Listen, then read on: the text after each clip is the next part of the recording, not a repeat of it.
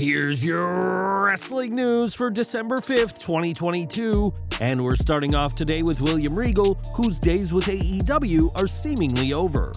Ever since reports of his exit first started, there's been speculation when exactly Regal will be finishing with AEW, but according to one source, that fateful day has already happened. During the latest Wrestling Observer Radio, Dave Meltzer stressed that the former BCC member is already gone from AEW and will not have any role on screen or backstage moving forward. Regal's gone. It's not like maybe he's gone. I believe that's his farewell. I believe there's going to be something on Wednesday's show, or there will be something addressing certain things. That story is supposed to keep going in some way, but he is going back to WWE. That's just the deal. I've had so many different people tell me so many different stories. The primary source story was that his contract was short-term. The WWE side says he has an out. The closest thing to what I would say is official would be he signed a short-term deal. Others say he had an out or Tony gave him an out.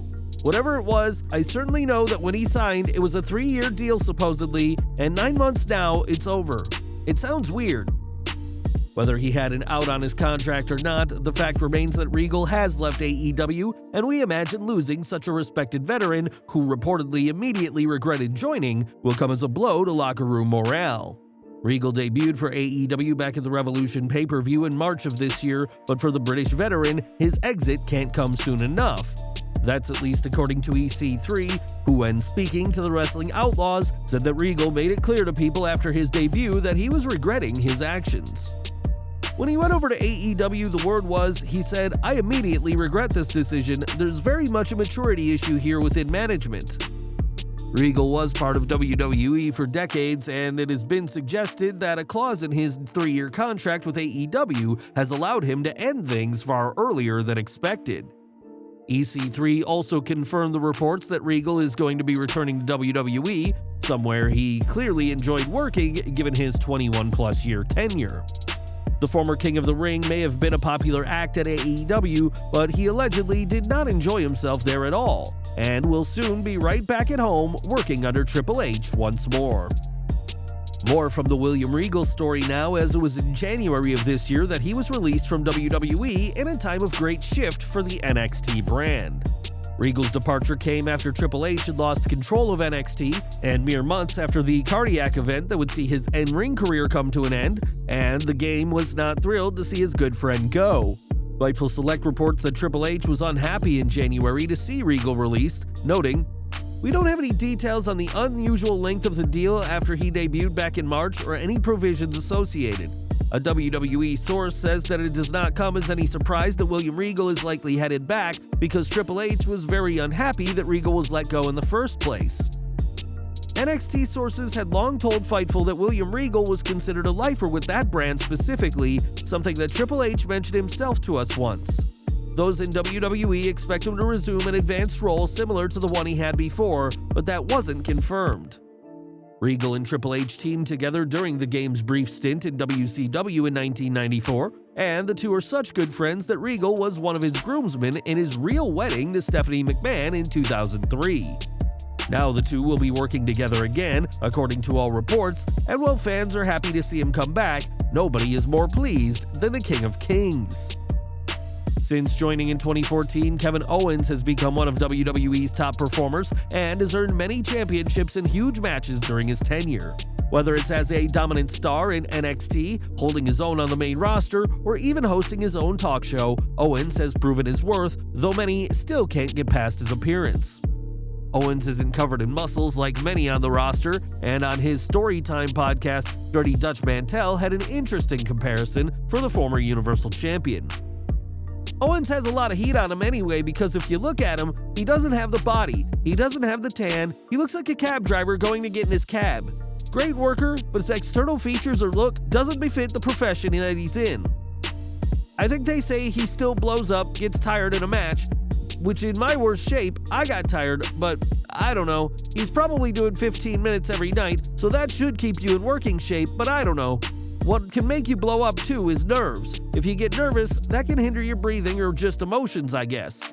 Mantell may feel that Owens needs to change, but between his Stone Cold feud and rumored Roman Reigns feud, WWE clearly has no problem with the prize fighter.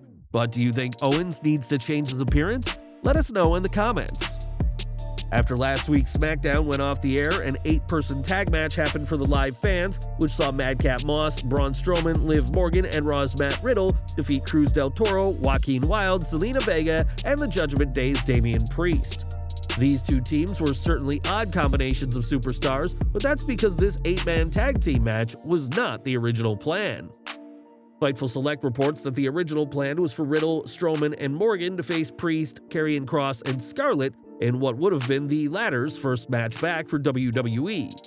That match didn't pan out, as it's reported that the internal listing for the 6-person tag came as a surprise to Scarlett, who was never informed about the match.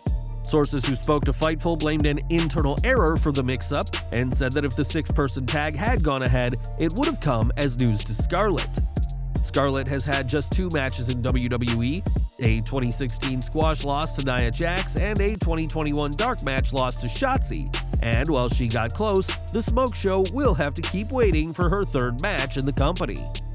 In March, Cain Velasquez was arrested after allegedly firing multiple gunshots at a vehicle filled with passengers and is currently facing an attempted murder charge. Velasquez has spent almost all of 2022 behind bars, but recently got the chance to perform for AAA. After having his request approved last month, the former UFC fighter competed in a 6-man tag this past weekend at AAA Worldwide and scored the pinfall for his team. In a promo to the crowd, Velasquez thanked everyone who has supported him through this difficult year and vowed to keep fighting for his freedom. Cain's appearance did not come free, as part of the ruling by the Santa Clara County judge was that he had to pay for law enforcement to be present at the show. Velasquez earned a thunderous ovation from the fans, and no matter what comes next, as a conviction could see Cain earn a maximum 9 years behind bars, Velasquez was able to have some fun wrestling this past weekend. This month marks 2 years since the death of Brodie Lee, who made a name for himself in the Indies, WWE, and AEW. A true journeyman of wrestling, Lee is fondly remembered and greatly missed, and recently, Seth Rollins paid tribute to his departed friend.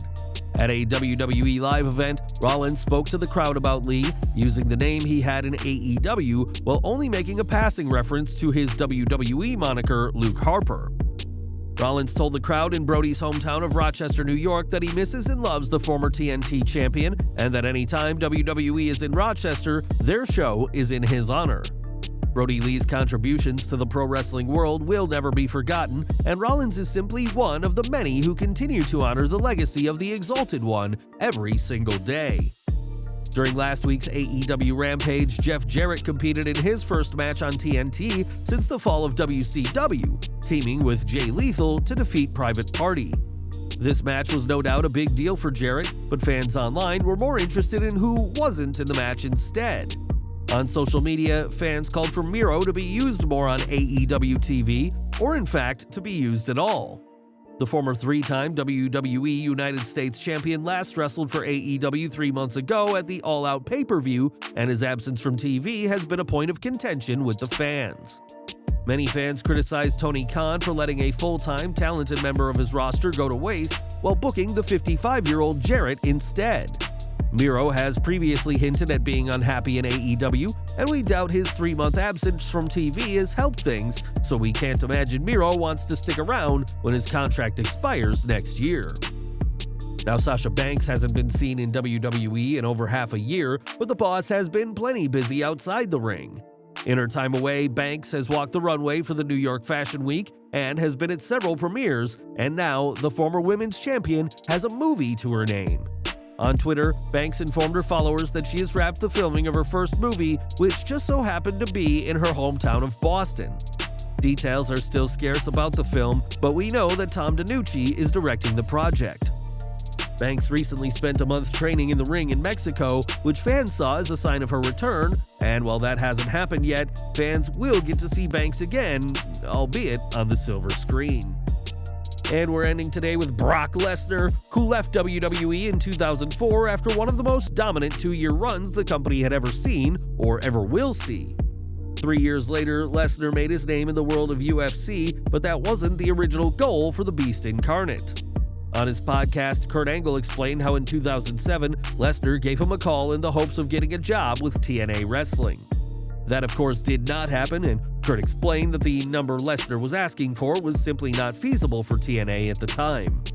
Kurt said that in addition to his own high-dollar contract with the promotion, names like Sting and other legends were being paid big money, and TNA couldn't afford yet another huge name. While Lesnar would go on to face several TNA alum in WWE, including AJ Styles and Samoa Joe, a 2007 run wasn't meant to be. But we wonder how his career and life would have been different if he signed 15 years ago. That's it, guys. That's your wrestling news for today. Make sure to check out our channel for amazing wrestling content. Also, subscribe to our channel for daily wrestling news.